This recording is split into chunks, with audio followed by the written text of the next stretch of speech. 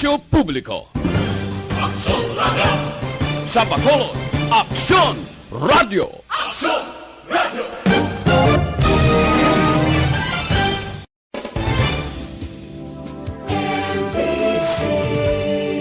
Manila Broadcasting Company. Sa balita, komentaryo, isyu, serbisyo publiko. Aksyon Radio. Sa Bacolod, Aksyon Radio. Aksyon Radio.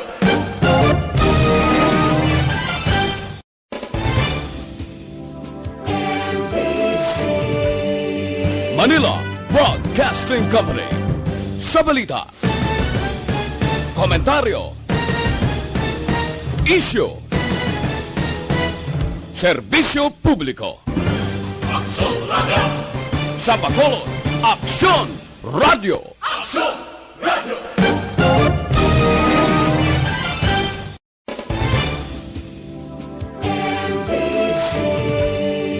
Manila Broadcasting Company. Sa balita, komentaryo, isyu, serbisyo publiko. Aksyon Radio. Sa Bacolod, Aksyon Radio. Aksyon Radio.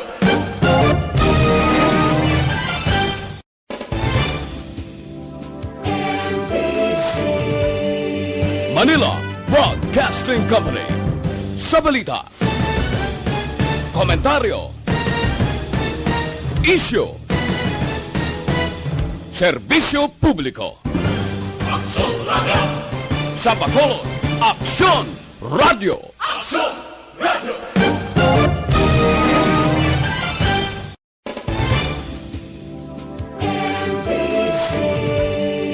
Manila Broadcasting Company. Sa balita, komentaryo, isyu, serbisyo publiko. Aksyon Radio. Sa Bacolod, Aksyon. Aksyon Reports, second portion. Di kalidad, kag madalong nga mga analisis sa pinakainit na balita sa bilog na probensya kag nasyon. Aksyon Reports, second portion. Patas kag balanse na komentaryo sa mga issues kag mga balita nga nagaapekto sa mga pumuluyo sa adlaw-adlaw nga tanan. Aksyon Reports, second portion. Upod sa veterano kag respetado nga komentarista, Aksyon Fred Salanga. Aksyon Radio. Sa ngalan ni Aksyon na Fred Salanga, kung naman Aksyon Art Tayhupon, mayara karon plano ang Department of Transportation nga himuon 100% ang kapasidad sa mga pampubliko nga transportasyon. Now, tikon maghimo planong DOTR, it is not only for the drivers or transport organization in Metro Manila because tidamo man nga mga lugar subong ang nag-downgrade o nagnubo na gidman ang ila sini nga quarantine status kay nagnubo man ang mga cases. Aksyon Radio. Kini ko gani dapat siguro tunan di anay mayad ni sang Department of Transportation. Kay siyempre kung pamangkuton mo ang driver, dugay na yaluyag sa driver nga mag 100% ang kapasidad nga way labot nga ti makabulig nga magdamo-damo ang ila makarga nga pasahero. Isa pagid ikasyam na kahapon nung nga nagtaas ang presyo sang gatong. Aksyon Radio. Ganay ka, ikonsulta man nila anay kung tani ini sa Secretary Doki and the rest sang ina ETF. Kay karon hinali barang pasugtan ini nga magpatigayon naman nationwide sang 100% capacity. Diba si karon sa uli may mga ang ibutang naman ni regulasyon na dapat pwede ka pa 100%.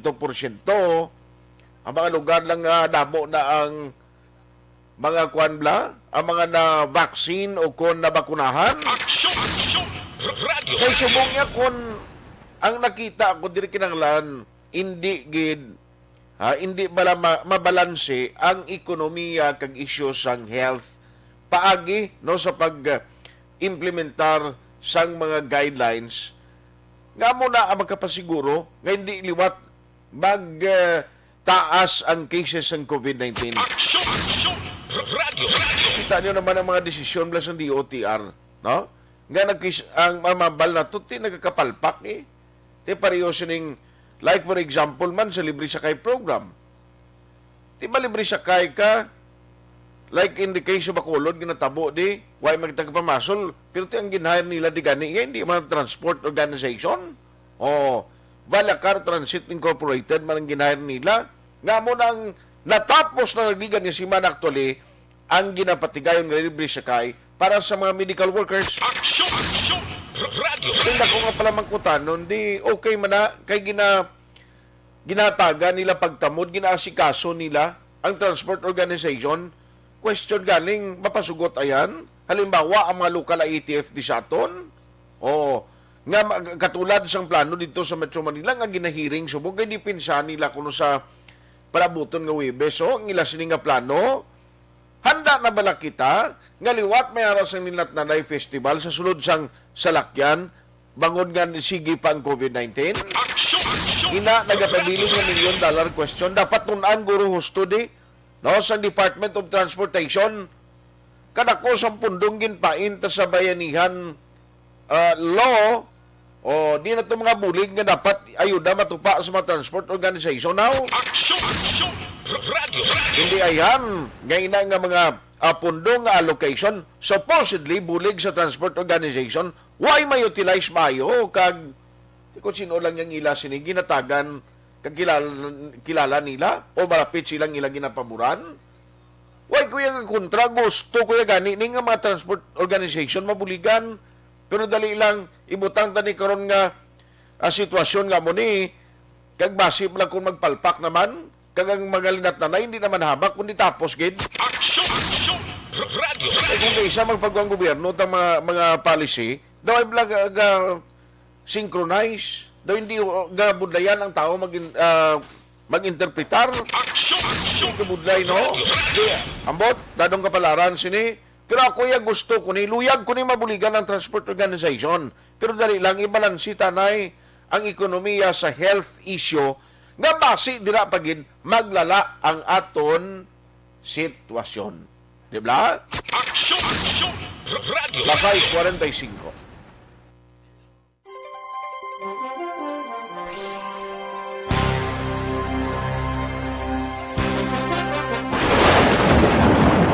Ang elementary nga evacuation center na concern din baha man. Uy. kaya Dati tumakami nga ginagamat-amat evacuation kumansaka ang tubig. Actually, ikaw po Hindi medyo mataas na ang tubig. So, ulat natin nga basi para ng traffic to or ng traffic dito sa sulod. Ang continuous rain ang nag-subject sa factor sa pagsaka sa sining tubig sa subong.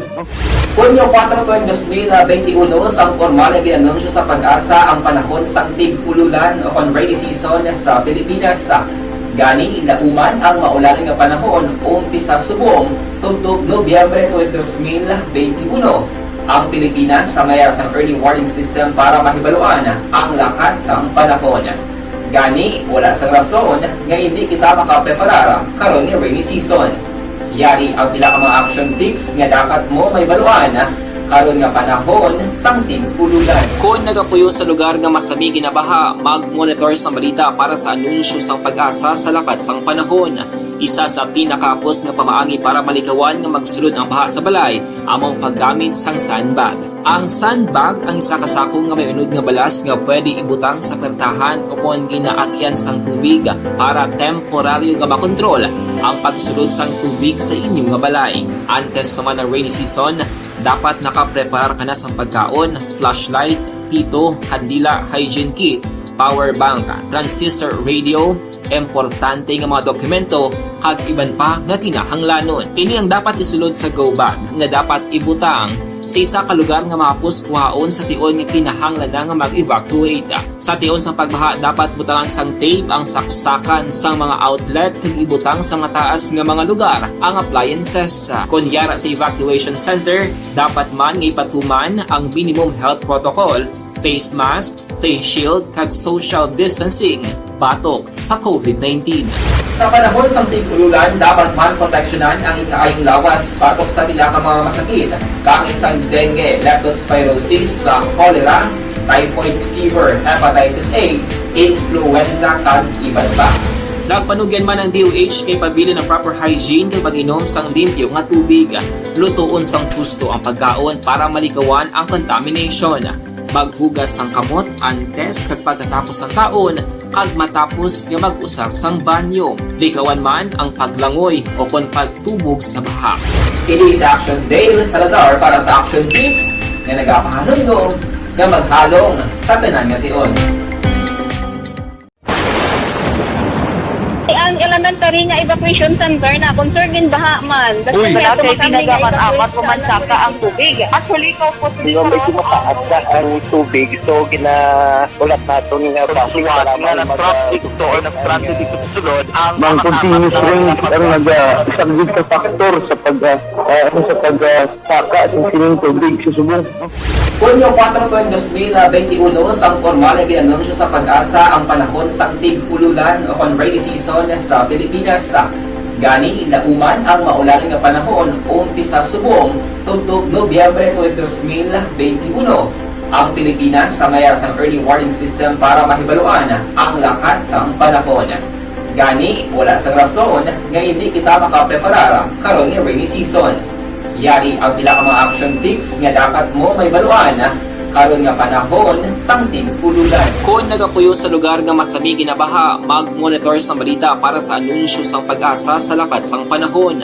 Isa sa pinakapos nga pamaagi para malikawan nga magsulod ang baha sa balay, among paggamit sang sandbag. Ang sandbag ang isa kasako nga may unod nga balas nga pwede ibutang sa pertahan o kung ginaakyan sang tubig para temporaryo nga makontrol ang pagsulod sang tubig sa inyong nga balay. Antes naman ng rainy season, dapat nakapreparar ka na sa pagkaon, flashlight, pito, kandila, hygiene kit, power bank, transistor radio, importante nga mga dokumento, kag iban pa nga kinahanglanon. Ini ang dapat isulod sa go bag nga dapat ibutang sa isa ka lugar nga mapus kuhaon sa tion nga kinahanglan nga mag-evacuate. Sa tion sa pagbaha dapat butangan sang tape ang saksakan sang mga outlet kag ibutang sa mataas nga mga lugar ang appliances. Kunyara sa evacuation center, dapat man nga ipatuman ang minimum health protocol, face mask, face shield kag social distancing batok sa COVID-19.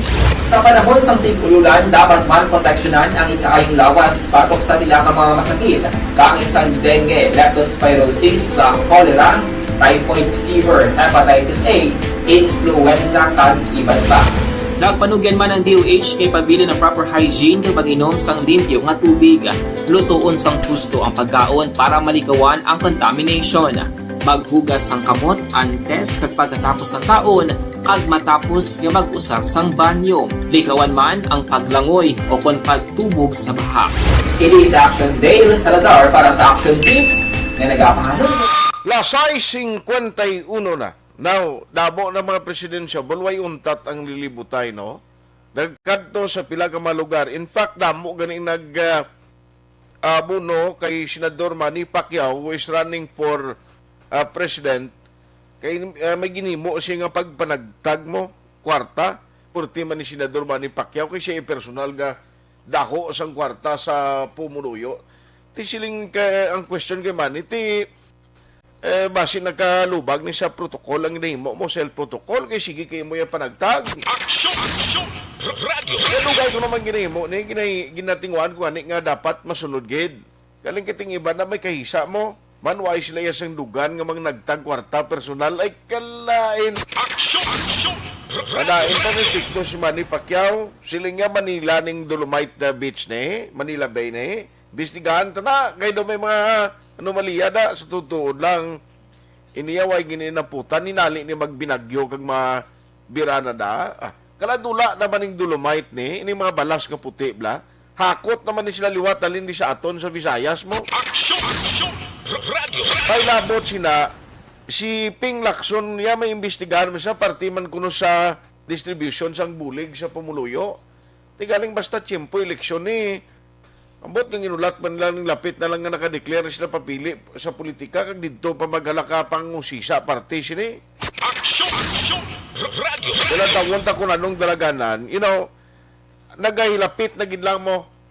Actually, amo ning pinaka-worst sa Pilipinas, kay ti ang campaigning diri, dito pa ma-start ang pagkakandidato sa isa ka politiko, natawab na.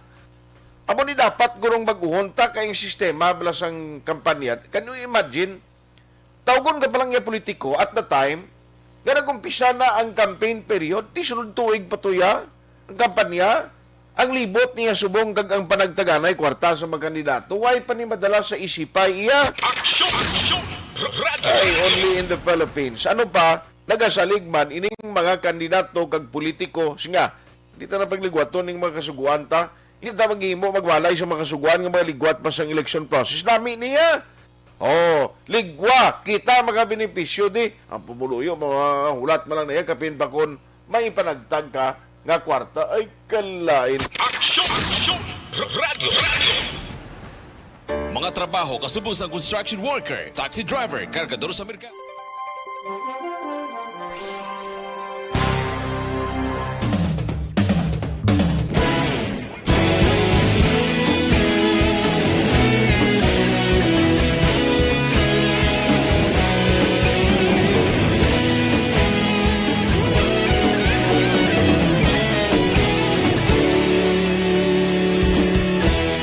Agapasang banwa, mabugaw nga hangin agadapyan na.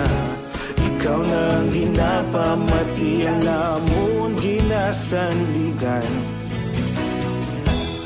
Tingog sang probinsya, kamatuuran ginapalap na.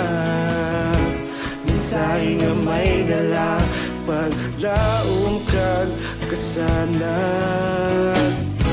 Tinuig na nagligan, ikaw gihapon ang ako nga istasyon. Sa pagdudlak sang adlaw, sa pagtuhaw sang biton. Mga balita nga dala inspirasyon. Aksyon radyo, bakolod man sa gihapon. Padayon aksyon radyo, bakolod sa luto sa imo. Padayon aksyon radyo, salamat sa pagserbisyo. Patas kag balanse, matuod nga mensahe, wala sang hinadang pilihan. Padayon aksyon radyo.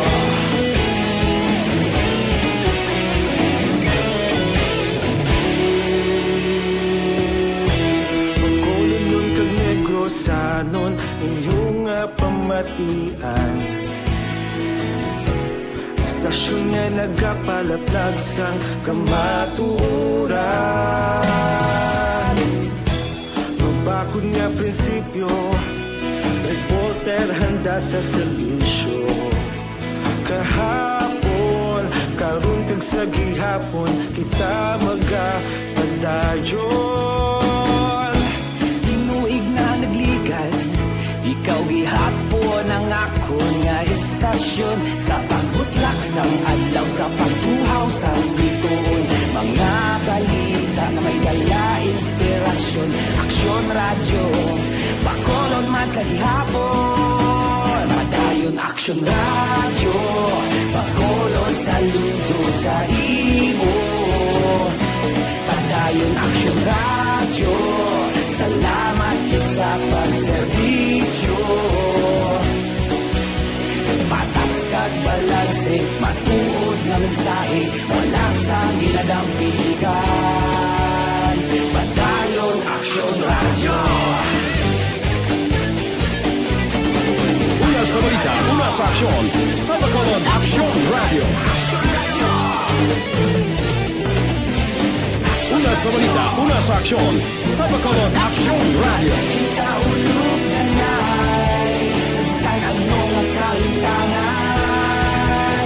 Responsable at ang balita, pagdayon na ipalak na.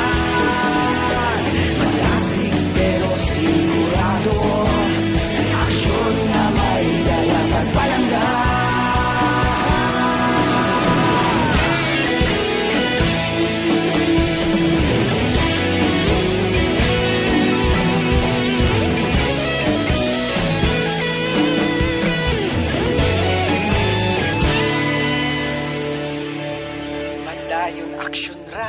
radyo, Bacolod saludo sa imo.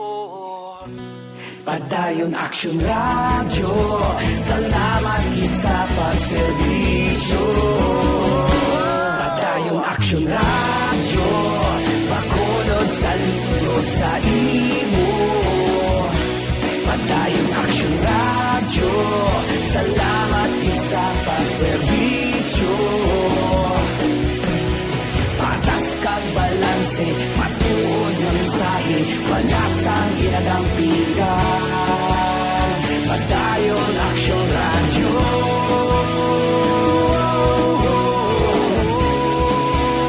Padayon Action Radio.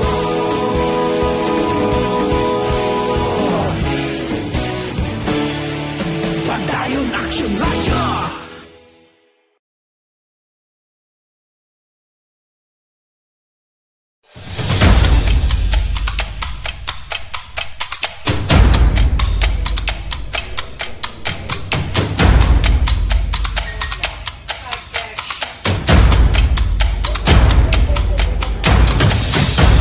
Isa kadako nga pagpanghangkat sa kabuhi sang kada persona ang ipabilin ang iya panindugan sa kabuhi. Bangod sa mga pagtilaw, kabudlayan, kapigaduhon, kag krisis, madamo ang nagbuya sang ila panindugan sa kabuhi. Tama na! Parang awan nyo na!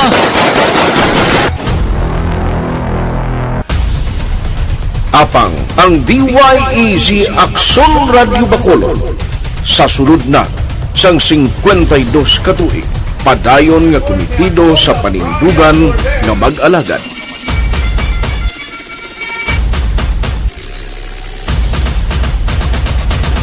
Aksyon Radio Bacolod, 52 katuig na nga mabinungahon sa pagtuman sang panindugan nga magdulong sang matuod nga serbisyo publiko, balita kag kalingawan sa radyo.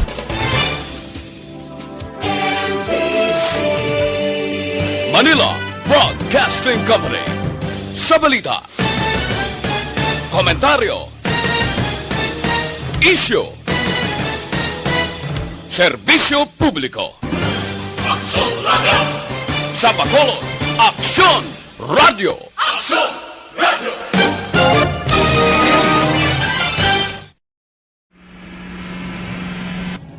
Sa aton mga tagpalamati, liwat naman kami magadulong sa inyo sa mga Sa sulod sang 5 kadekada, humalin sa tuig nga naangkon sang pungsod ang hirwayan gikan sa kamot sa mga mapigos nga nasyon. Kita sa gihapon ang nagaugyon, kahapon subong kag sa palaabuton.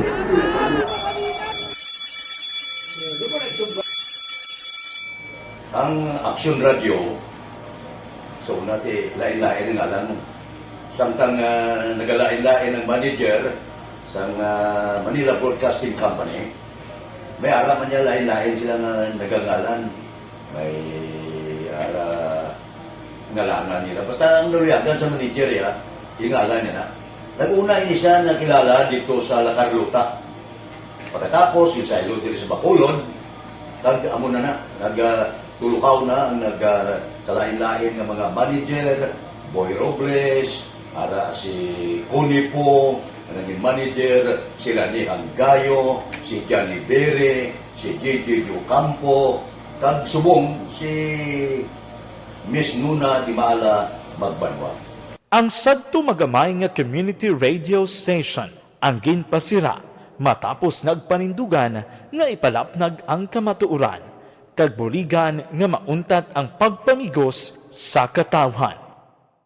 Ang DYEZ actually, Action Radio, karon sa una nag-start din siya as a music station. No? This is the first music station with the ciudad sa Bacolod. No? When it was launched in 1969, it was a music station, pero dito nakilala to damo din yung mga sikat na mag-DJ at that time. No? Sa 1986 or 87, ang Action Radio, because of the entry sa mga FM stations, nag-amat-amat na nag-decide to transform itself into a news and public affairs station. No? That's why the name naman amat ang sulod. Ako started as a news writer. So, dito na nag-start sa mga 86-87. ang News and Public Affairs sa Action Radio Bacolod. No? Kag bakit sa mag-fire ito my part because the year nga nagsunod po ito nagdamo din po dito at that time no si po ni Presidente Aquino upon assumption into office pagkatapos ng EDSA Revolution. So Radio. La 7:03 way na kita tiyempo pero ari sa to na linya na yung patrolo kay may ngagawon siya, may flash report ang patrol karon nga aga direkta dira sa area sang La Carlota. Action Alvin Graba sa patrol. Action Alvin, good morning. Yes, Action Art, ongoing pa ang investigation karon sa mga kapulisan sa idalom sa La Carlota City Police Station in relation sa sining Linux Panay diri sa area sa Simeon Oriarte Subdivision barangay sa mismo sa La Carlota. Action Art, hindi kita makapenetrate pero this time ongoing ang investigation as mga tao pa sa sulod. Action Art, and initially may mga mataas ng mga klase sang armas ang nariko. Anong oras ng tabo ni? Na tabo, sir, anong oras yung tabo diri? Mga alaw na 20. Sang kagahon? Sa amin ay. Ano ni sir, by luha na ilo po. Oh, shit. Do tinuruhay sa mati aram do dati ni. Tinuruhay sa ano ni mga kapgo kung nalong ng grupo? Tinuruhay pulis. Pulis lang kontran na grupo. Ara mismo sa sulod. Pulis ni Action Alvin. Yes, Action kontra sa sining unidentified person pa sa karon. Okay. Pangalan kay hindi kita makapenetrate. Action Art kay ginarespeto ta ang mga kapulisan sa Santa Carlota City PNP in relation sa sining investigation. Okay. Pero as initial Action Art may mataas man nga official from Bacolod ang ari diriya kay amuning mga official sa PNP. Yes. Okay. Sa official sa PNP nga ari naman na ayos. Base makakuha kita sang dugang pa nga mga informasyon para sa flash report. Action Alvin Graba. Una sa balita, una sa action sa Bacolod. Action. Run. Antayan karon dugay ang update sa nga balita gikan dira sa syudad sang La Carlota. May inkwentro hindi pa ma-establish sinong kontra sang pulis. Way tagaling time. Sa ngalan ni Action Fred Salanga, Action Art Tayhupon, una sa balita, una sa aksyon sa Bacolod. Action Radio. Action Radio. Manila Broadcasting Company.